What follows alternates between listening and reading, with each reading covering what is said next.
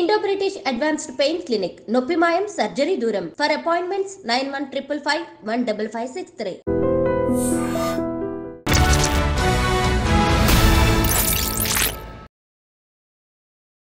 అందరికీ నమస్కారం. నేను Swaroopa Potlapalli. Welcome to iDream. పిల్లల్ని సన్మార్గంలో పెట్టాల్సిన ఉపాధ్యాయులే దారి తప్పారు. రాజస్థాన్లోని చిత్తోడ్గఢ్లో ఒక హెడ్ మాస్టర్, ఓ టీచర్ ఏకంగా స్టాఫ్ రూమ్లోనే రాసలీలలకు పాల్పడ్డారు. ప్రస్తుతం నాతో పాటు ఆస్ట్రో సైకాలజిస్ట్ ఎస్వి నాగనాథ్ గారు ఉన్నారు. ఆయనతో ఈ ఘటనకు సంబంధించి అనేక విషయాలు డిస్కస్ చేద్దాం. నమస్తే నాగనాథ్ గారు. అసలు ఒక స్కూల్ని దేవాలయం అంటారు. అయితే అలాంటి దేవాలయంలో మళ్ళీ ఇక్కడేమో స్కూల్ టైమింగ్స్ అవి ఎంత ఘోరమైన చర్య అది. అంటే హగ్స్, కిసెస్తో పాటు ఇంకా ఏవేవో చేసేసారు. అసలు ఇలాంటి వాళ్ళ మెంటాలిటీని మనం ఎలా చూడాలంటారు? స్కూల్ దేవాలయం అన్నారు. స్కూల్ దేవాలయం అన్నది చాలా సంవత్సరాల కింద దేవాలయంలాగా ఉండేదన్నది నేను చాలా ప్రాక్టికల్గా చెప్తున్నాను.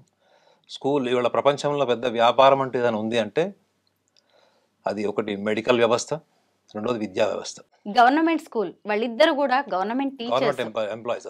ఎందుకు నేను కార్పొరేట్ సంస్థలతోని కార్పొరేట్ ఎన్విరాన్మెంట్ కంపేర్ చేశానంటే, స్కూల్లో ప్రిన్సిపల్, టీచర్ ఇద్దరి మధ్యలో ఉన్నటువంటి it is an abnormal and unusual interaction. ఈ ఇంటరాక్షన్ వెనక ఒక పర్పస్ ఉన్నట్టే అనిపించింది. ఎందుకంటే ఆ మహిళ కూడా ఆ ప్రిన్సిపల్తో పాటు అంతే ఈక్వల్గా మర్డర్ సినిమాలో మల్లికా శరావత్ని గుర్తు చేసేలాగా బిహేవ్ చేసింది ఆనెస్ట్లీ. సో అవసరాలు మనిషి యొక్క ఆలోచన విధానాన్ని మార్చేస్తున్నాయి అనడానికి one of the finest example. మీరు ఎవరికైతే రోల్ మోడల్ లాగా ఉండాలో ఒక స్కూల్లో, ఒక టీచర్గా కావచ్చు, ప్రిన్సిపల్గా కావచ్చు. నేను స్కూల్ చదువుకునే రోజుల్లో ప్రిన్సిపల్ వస్తున్నారంటే మొత్తం స్కూల్ అంతా ఒక్కసారి సౌండ్ ఇట్లా పిన్ డ్రాప్ సైలెంట్ అయిపోయింది. ఒక పర్టికులర్ ఇంగ్లీష్ టీచర్ వస్తుంది, ఫిజిక్స్ సార్ వస్తున్నాడు అంటే ఒక రకమైన భయము, యాంగ్జైటీ పెరిగిపోయేది. కానీ ఇప్పుడు ఇట్లాంటివి చూసినప్పుడు ఏమనిపిస్తుంది, నిజంగా మనం చదువుకున్న రోజుల్లో ఎడ్యుకేషన్ సిస్టమ్ ఎట్లా ఉంది, ఇప్పుడు ఎలా ఉంది అనుకుంటే అప్పుడు మార్కుల త్రయంలోనే ఉన్నాము, ఇప్పుడు మార్కుల త్రయంలోనే ఉన్నాము. కానీ మారిందల్లా ఏంటి అంటే టీచర్లకి, ప్రిన్సిపల్స్కి స్కూల్ ఎన్విరాన్మెంట్లో వాళ్ళ ఇండివిజువల్ ఎథిక్స్ మారినాయి. ఇది ఒక విషయంలోనే కాదండి, మొన్న మీరు ఒక హైకోర్టు ఎన్విరాన్మెంట్లో కూడా ఒక అడ్వకేట్తో కూడా మీరు ఇలాంటి సంఘటన చూసి ఉంటుంది, కూడా వైరల్ అయింది. సో ఇక్కడ మనము అది కంప్లీట్గా ఇండివిజువల్ పర్సనల్ ఎథిక్స్ కింద చూడాలండి. మనం దాన్ని జనరలైజ్ చేసి చెప్పలేము. పర్సనల్గా ఏంటంటే వాళ్ళిద్దరి మధ్యలో అది ఆ ఇంటిమెసీ అన్నది అక్కడ మనం చూసినటువంటి ఒక వీడియో అది. కానీ బయట వాళ్ళిద్దరి మధ్యలో ఏ లెవెల్ ఇంటరాక్షన్ ఉండి ఉంటుందన్నది ఇది ఎక్స్ట్రా మ్యారిటల్ అఫేర్ కింద మనం కన్సిడర్ చేయొచ్చు దీన్ని. అది కేవలం స్కూల్ వరకే పరిమితమైందన్నది మాత్రం వాస్తవం కాదు అది. సో నా దృష్టిలో ఏంటంటే ఈ మధ్యకాలంలో extra marital affair, especially middle age crisis, మీరు సైకలాజికల్ యాంగిల్ ఏంటి అని అడిగారు కాబట్టి చెప్తున్నాను. ఈ కోరికలు ఏవైతే ఉన్నాయో వీళ్ళు తీర్చుకోవాల్సిన కోరికలు, ఇవన్నీ కూడా వాళ్ళు డ్యూరింగ్ దర్ టీనేజ్లో కానీ అర్లీ యంగేజ్లో కానీ వాళ్ళు అణుచుకున్నటువంటి చాలా రకాలైన ఫ్యాంటసీస్ ఇవి. వాళ్ళకి నచ్చిన ఆమెతో ఫ్యాంటసైజ్ చేయడం, నచ్చిన మగవాడితో ఫ్యాంటసైజ్ చేయడం, లేదా బాగా డబ్బున్న మగవాడితోనో లేదా బాగా అందంగా ఉన్న ఆడవాళ్ళతో ఫ్యాంటసైజ్ చేయడం, అక్కడ పరిస్థితులు అనుకూలించలేకపోవడం. అవి ఏమైపోయినవి, మీకు ఒకటి స్లీపింగ్ మోడ్లో ఉంటాయి ఆ ఎమోషన్స్ అన్నీ కూడా.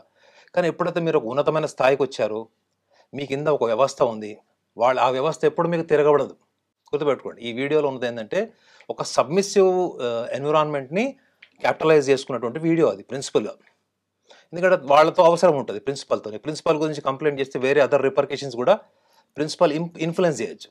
సో కాబట్టి ఇక్కడ వాళ్ళకు ఉన్నటువంటి యంగేజ్లో, అర్లీ యంగేజ్లో కానీ టీనేజ్లో కానీ వాళ్ళకు ఉన్నటువంటి submissive sexual fanaticism, sexual kind of fantasies ఏవైతే ఉంటావో యంగేజ్కి వచ్చేటప్పటికి అవి తీరకపోవడం వల్ల ఆపర్చునిటీని క్యాపిటలైజ్ చేసుకున్నటువంటి సందర్భాలని మనం ఆ వీడియోలో చూసామని నేను అనుకుంటున్నాను. రెండో విషయం కూడా మీరు గమనించండి, ఆ మహిళ కూడా అంతే ఉత్సాహంతో ఆ వీడియోలో అతనితోని ఆ ఇంటిమెసీ డెవలప్ చేసినట్టు కనిపించింది. సో దట్ షోస్ ఆ ఉమెన్కి హస్బెండ్తోని సెక్షువల్ సాటిస్ఫాక్షన్ లేదా, లేకపోతే ఎమోషనల్ సాటిస్ఫాక్షన్ లేదా, అంటే ప్రేమ, attention and at the same time sexual satisfaction. అక్కడైతే మనకి ఎటువంటి సెక్షువాలిటీ అనేది మనకి వీడియోలో కనపడలేదు. Only physical intimacy and exchange of some hugs and kisses కనిపించినాయి. So that shows they are emotionally more connected. మీరు చూడండి, ఒక వీడియోలో అతను డోర్ వేశాడు, ఒక 2-3 minutes తర్వాత మళ్ళీ వెళ్ళి డోర్ ఓపెన్ చేశాడు. So that shows whenever they get an opportunity they are getting in to the physical intimacy. దాన్ని బట్టి చూస్తే ఏంటంటే ఇద్దరి మధ్యలో కూడా ఎమోషనల్ అన్స్టెబిలిటీ ఉంది. రెండోది డిస్‌లాయల్టీ అంటారు. అంటే you are not loyal to your own partner.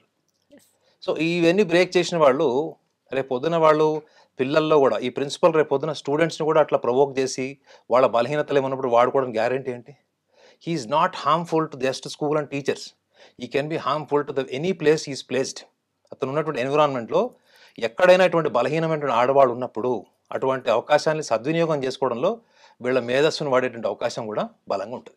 Naganath గారు, ఇక్కడ షాకింగ్ అనిపించింది ఏంటి అంటే వీళ్ళిద్దరు కూడా సీనియర్ టీచర్స్. అతను హెడ్ మాస్టర్, స్కూల్ అందరికే బాస్. ఆయన ఆల్మోస్ట్ రిటైర్మెంట్ కి దగ్గరగా ఉన్నారు. ఇద్దరు కూడా 50 అబోవ్. మనం వీడియో చూస్తుంటేనే అర్థమైపోతుంది. పైగా డే టైం అది. వీళ్ళిద్దరు వీడియో వైరల్ అయిన అక్కడ సీసీ కెమెరాస్ ఉన్నాయి. వాళ్ళిద్దరికి ఆ విషయం కూడా తెలుసు.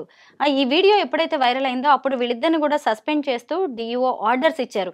అసలు వీళ్ళు మళ్ళీ సొసైటీని ఎలా ఫేస్ చేస్తారండి? అసలు ముఖ్యంగా ఫ్యామిలీని కావచ్చు, స్టూడెంట్స్ని, సొసైటీని ఎలా వీళ్ళు చేసిన దాన్ని సమర్థించుకుంటారు? వాళ్ళు సమర్థించుకునే మైండ్ సెట్ ఉన్నాడు కాబట్టి వాళ్ళు అలాంటి యాక్టివిటీస్లో ఉంటారు మేడం. ఇప్పుడు మీరు డిగ్నిఫైడ్గా ఉన్నారు కాబట్టి మీ ఆలోచన ఒక రకంగా ఉంటుంది. ఆ డిగ్నిటీని బ్రేక్ చేసిన వాళ్ళకి సమాజాన్ని ఎదుర్కోవడానికి కావాల్సిన రాడికల్ నేచర్ కూడా ఉంటుంది. అవును, మా ఇష్టం అంటే తిరగబడ్డారు అనుకోండి. ఇప్పుడు ఆ మహిళ భర్త నువ్వు ఎందుకు చేసావు ఇట్లా అంటే, నా ఇష్టం, నీతో నాకు సుఖం లేదని అనుకోండి. ఏం చేశాడు హస్బెండ్ చెప్పండి. రెండవది, ఆమె పిల్లలు కానీ, ఆమె చెల్లెళ్ళు అక్కలు కానీ, తల్లిదండ్రులు కానీ, ఆమె సమాజం వాళ్ళు కానీ ఎవరైనా అడిగారనుకోండి, ఆమె ఒక అబద్ధం చెప్తుంది. నా హస్బెండ్తో నాకు సంతోషం లేదు, మీకు ఏం చెప్పాలి, 25 ఏళ్ళ నుంచి నేను ఎప్పుడు బయట పెట్టలేదు, సమాజం కోసం అన్నీ అణుచుకొని ఉన్నానని చెప్తుంది. అప్పుడు ఒక సానుభూతి వచ్చేస్తుంది. అదే ఈ పురుషుడు అనుకోండి, ఆమె నన్ను ఎంటైజ్ చేసింది, ఆమె నన్ను ట్రాప్ చేసింది అని చెప్పినా కానీ నమ్మే సమాజం ఉంది. ఇప్పుడు అన్నీ జరుగుతున్నాయి కదా మేడం. ఎవరిని బ్లాక్మెయిల్ చేస్తున్నారన్నది బయటపడేవరకు ఎవరికి తెలియదు. సో వీళ్ళు సభ్య సమాజాన్ని ఫేస్ చేసేంత ఇంటిగ్రేటెడ్ హ్యూమన్ బీయింగ్స్ కాదు వీళ్ళు. ఫస్ట్ సమాజాన్ని ఫేస్ చేయలేకుండా తప్పు జరగగానే ఆత్మహత్య చేసుకునేవాళ్ళు. ఈ పాటికి వాళ్ళు సూసైడ్ అటెంప్ట్ కూడా చేసి ఉండేవాళ్ళు మీరు అనుకుని ఉంటే. ఇప్పుడు మీరు అనుకున్న యాంగిల్లో కనుక మాట్లాడితే వాళ్ళు ఈ పాటికి అది ఎప్పుడైతే వీడియో వైరల్ అయిపోయిందో భారతదేశం కాదు ప్రపంచం అంతా వెళ్ళిపోయింది. సో అలాంటప్పుడు వాళ్ళ గిల్ట్ ఎందుకు లేదు వాళ్ళకి? సో తప్పు చేసే వాళ్ళందరికీ లేదా సోషల్ నామ్స్ని కానీ ఫ్యామిలీ నామ్స్ని కానీ బ్రేక్ చేసే వాళ్ళందరికీ కూడా గిల్ట్ ఉంటుందని ఏం గ్యారంటీ లేదు మేడం. అవి చాలామంది ఆ కైండ్ ఆఫ్ అట్మాస్ఫియర్ని వాళ్ళు రాడికల్గా ఫేస్ చేస్తారు వాళ్ళు. సో రేపు పొద్దున ఏముందండి, ఒక హైయర్ ఇన్ఫ్లుయెన్స్ ఎక్కడున్న పొలిటికల్ ఇన్ఫ్లుయెన్స్ చేసుకొని ఇంకొక స్కూల్కో లేకపోతే ఇంకొక డిపార్ట్మెంట్కో పోస్ట్ చేయించుకుంటాడు. ఈ విల్ సర్వైవ్. సో మన సమాజంలో కూడా ఏంటంటే తొందరగా మర్చిపోయేటువంటి సమాజం కూడా ఉంది. సో కాబట్టి అందరూ దీన్ని సీరియస్గా తీసుకుంటారని నేను అనుకోవట్లేదు. మెయిన్ వాళ్ళు ఎవరైతే వాళ్ళ సొసైటీలో ఎవరైతే ఐడెంటిఫైడ్ పీపుల్ మెయిన్ ఉంటారో, ముఖ్యంగా స్కూల్లో ఉన్నటువంటి స్టూడెంట్స్ కావచ్చు, స్కూల్లో చాలామంది స్టూడెంట్స్ రోల్ మోడల్గా తీసుకొని ఈయన అప్రిషియేట్ చేసిన వాళ్ళు, ఈయన రోల్ మోడల్గా ఫాలో అయిన వాళ్ళందరూ కూడా it is just a shock, but short for some time. ఎందుకంటే స్టూడెంట్స్ ఎవరి యాంగ్జైటీ వాళ్ళకు ఉంది, పర్ఫార్మెన్స్ యాంగ్జైటీ. పేరెంట్స్కి ఏమో వాళ్ళ పిల్లల ఎక్స్పెక్టేషన్స్ వాళ్ళు బిజీ ఉంటారు. వాళ్ళ రిలేటివ్స్ వాళ్ళందరూ కూడా ఒక వారం రోజులు మాట్లాడుకుంటారు. వీళ్ళు ఏముంది, కొన్ని రోజులు వీళ్ళు సోషల్ గ్యాదరింగ్స్కి ఫంక్షన్స్కి వెళ్ళకపోతే ఆటోమేటిక్గా అందరూ మర్చిపోతారు. దీనికన్నా అడ్వాన్స్ న్యూస్ ఇంకోటి ఏమైనా వస్తే దాని మీద చూస్తారు. ఏదైతే బ్రేకింగ్ న్యూస్ ఉందో వాళ్ళు అదే చూస్తున్నారు. కాబట్టి వీళ్ళకి కూడా పెద్ద సిగ్గు ఏం లేదు. మనం ఏం చేసాం అయిపోయింది, ఏముంది. ప్లస్ కోర్టు ద్వారా దీనికి ఏమైనా సమస్యలు వస్తాయా, లీగల్ ఇష్యూస్ వస్తాయా, ఇవి వాళ్ళు ఆలోచించుకొని వాళ్ళు ముందు జాగ్రత్తలు తీసుకునేటువంటి మైండ్ సెట్తో ఉంటారని నేను అనుకుంటున్నా. తప్ప వీళ్ళు తప్పు చేశాం కదా డిప్రెషన్లోకి వెళ్ళిపోయి బాధపడిపోయి అయ్యో రేపు పొద్దున్న సమాజాన్ని ఎట్లా ఫేస్ చేయాలంటే ఉంటే ఉన్నతమైన స్థాయి ఆలోచన ఉంటుందని నేను అసలు అనుకోవట్లేదు. ఇల్లిసిట్ అఫైర్స్ అనేది ఇప్పుడు కామన్గా మారిపోయాయి. ఈవెన్ సుప్రీం కోర్టు కూడా అది తప్పు కాదని చెప్పేసింది. అయితే ఇక్కడ మ్యాటర్ ఏంటంటే ఇక్కడ అఫైర్ అనేది కాదు, అంటే అది ఒక school, day time, CC cameras ఇలాంటివి చాలా ఉన్నాయి కదా. ఇప్పుడు ఈ ఇన్సిడెంట్ అనేది మిగతా ఇలా భయం లేకుండా ఒక ఉంటుంది కదా, కామాతురాణం నా భయం నా లజ్జ అని ఇలాగ వ్యవహరిస్తున్న వాళ్ళకి ఇది ఒక లెసన్ అనుకోవచ్చా? ఇప్పుడు ఒక ఇన్సిడెంట్ ఎవరికి ఒక లెసన్ కాదు మేడం. ఎందుకంటే ప్రతి ఒక్కళ్ళల్లో చాలా మటుకి 10 మందిలో 6గురికి ఆ కోరిక ఉంటుంది మేడం. ఇప్పుడు సుప్రీంకోర్టు ఆర్డర్ అని మీరు అన్నారు. సుప్రీంకోర్టు కూడా ఏం చేస్తుంది చెప్పండి? ఇంత టెక్నాలజీ పెరిగిపోయింది. టెక్నాలజీ లేని కాలంలో ఏర్పడినటువంటి చట్టాలు టెక్నాలజీ పెరిగిపోయిన తర్వాత అది మార్ఫింగ్గా తెలియదు, అది రియలా తెలియదు. కానీ కోర్టు చుట్టూ తిరిగి విడాకులు తీసుకునే వాళ్ళు ప్రతి సెకండ్ ఫ్యామిలీలో, ప్రతి థర్డ్ ఫ్యామిలీలో ఈ extra marital affair, illicit affairs ఉన్నప్పుడు కోర్టు ఏం చెప్తుంది చెప్పండి? సెక్స్ ఈజ్ యువర్ చాయిస్ అని చెప్పేసింది. It is your choice, you decide. You want to stay with your husband or with your wife, or you want to stay with your boyfriend or girlfriend. That is your headache. But you see that should not cause to damage your individual profile as well as your family అని చెప్పింది.